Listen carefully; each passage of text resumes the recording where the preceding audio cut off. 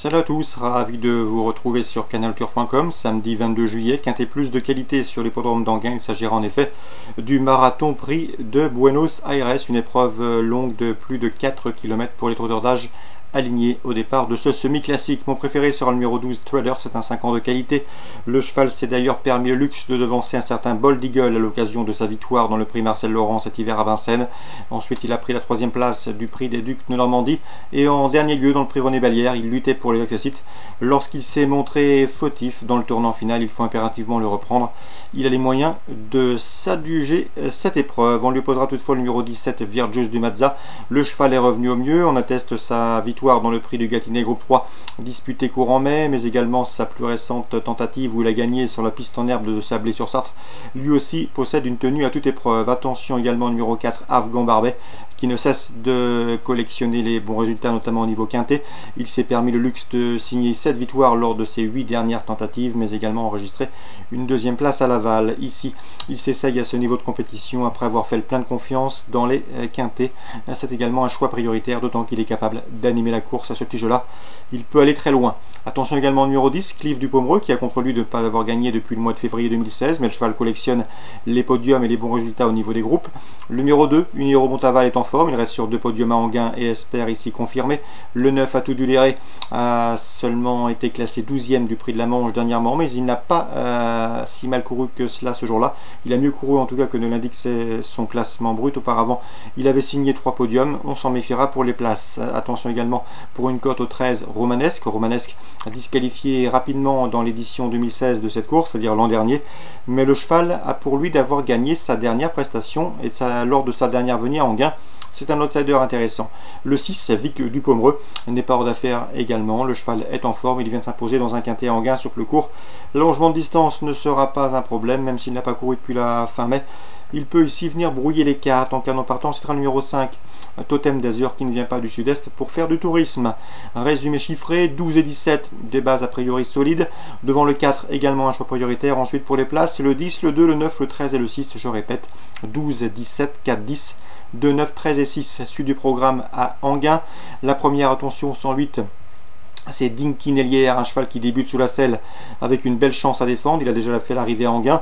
À mon avis, il peut s'imposer d'entrée de jeu car le lot n'a rien d'extraordinaire. Attention également au 101, Dark Turquet, c'est un outsider et pourtant son entraîneur Patrick Delamarre, avec lequel j'ai eu le plaisir de converser, n'est pas négatif. Son cheval est bien meilleur gaucher que droitier, ce qui explique d'ailleurs sa dernière disqualification. Ici, il peut parfaitement venir corser les rapports du trio. La suivante, attention, 205, Emara du Goutier. J'ai bien nommé sa victoire obtenue lors de son avant-dernière sortie à Vincennes, c'était le 13 mai. Ensuite, elle a été disqualifiée, mais c'est une pouliche de qualité.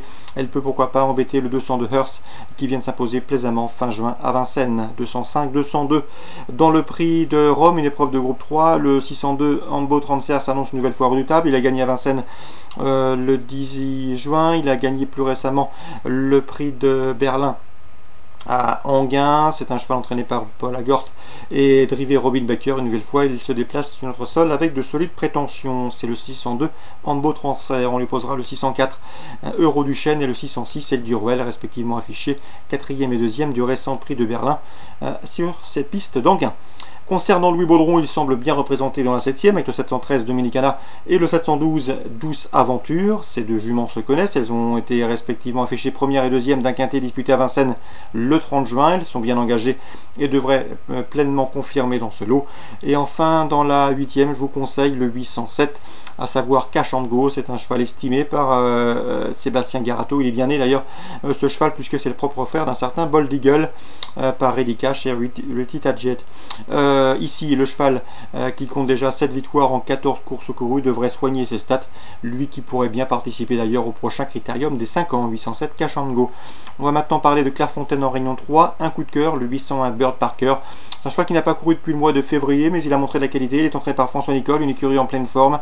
Le cheval effectue donc sa rentrée, mais à mon avis, il peut s'imposer d'entrée de jeu, car le lot est à sa portée. Un cheval qui affiche déjà 3 victoires en 8 courses sur les obstacles. Clairefontaine Réunion 3, le 801 Bird Parker. Concernant Dieppe en Réunion 4, j'aime beaucoup dans la 3e, c'est le 304 à Grit Valley qui me semble en mesure ici de jouer un excellent rôle. Le cheval est proche de sa course et devrait pouvoir disputer la victoire ici dans ce lot a priori à sa portée. Dans la 7e, attention également au 701, c'est Pearl Dragon. Michael Desangles, son entraîneur, lui a déniché un engagement intéressant et le cheval devrait pouvoir en tirer profit. Donc pour Dieppe en Réunion 4, le 304 Grit Valley et le 701 Pearl Dragon. Voici pour les infos de ce samedi 22 juillet. Bonjour à tous, bon début de week-end et rendez-vous demain pour une nouvelle émission.